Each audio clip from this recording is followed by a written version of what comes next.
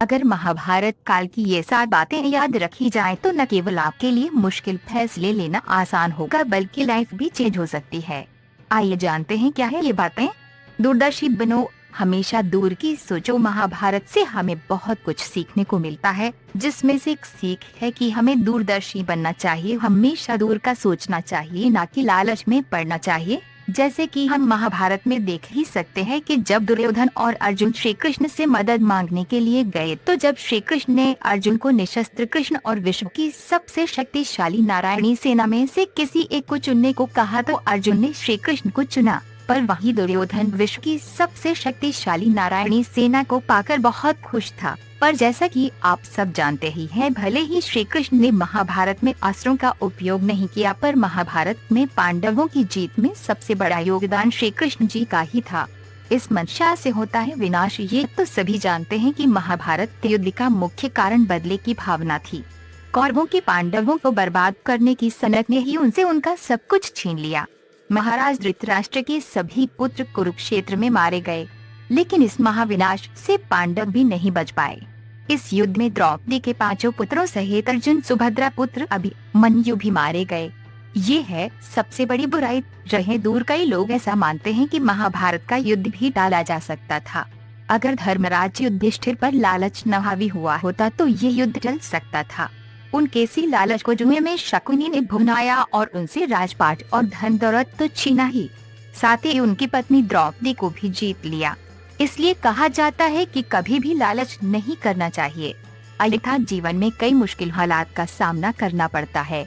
ऐसा ज्ञान है खतरनाक। महाभारत काल की एक और घटना आज के वक्त में महत्वपूर्ण सबक है, अर्जुन और सुभद्रा पुत्र अभिमन्यु की कहानी, जो कि हमें ये बताती है कि कैसे आधा अधूरा ज्ञान हमें खत्म तक कर सकता है।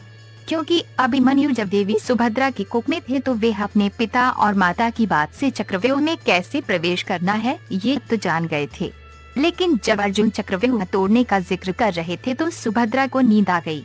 इसके चलते अभिमन्यु चक्रव्यूह से बाहर आने के बारे में नहीं जान सके। इसी अधूरे ज्ञान का खामियाजा उन्हें अपनी जान देकर चुकानी पड़ी। हमेशा कर्तव्यों का पालन करें। जैसा कि आप सभी जानते हैं कि कौरवों ने शुरू से ही पांडवों के साथ बुरा करते रहे थे। हमेशा पांडवों को मारने के षड्यंत्र रचना, द्रौपदी का चीरहरण करने की कोशिश हो। कौरवों ने हमेशा पांडवों का बुरा ही किया, पर धृतराष्ट्र ने कभी कौरवों को दंड दिया ही नहीं। वे हमेशा अपने पुत्र मोह में पड़े रहे, जबकि उन्हें एक राजा होने के नाते राजधर्म का पालन करना चाहिए था और अपने पुत्रों को गलतियां करने पर दंड देना चाहिए था, पर उन्होंने ऐसा नहीं किया। वे हमेशा पुत्र मोह में ही पड़े रहे। अगर उन्होंने समय रहते अपने पुत्रों को गलतियां करने दंड दिया होता तो कभी महाभारत जैसा भयंकर युद्ध होता ही नहीं, जबकि पांडु ने अपने बच्चों को हमेशा अच्छे संस्कार दिए। हर हाल में निभाएं ये रिश्ता। महाभारत का वक्त हो या आज का, लेकिन रिश्ता जीवन में हो तो मुश्किलें बड़ी आसानी से हल हो जाती हैं।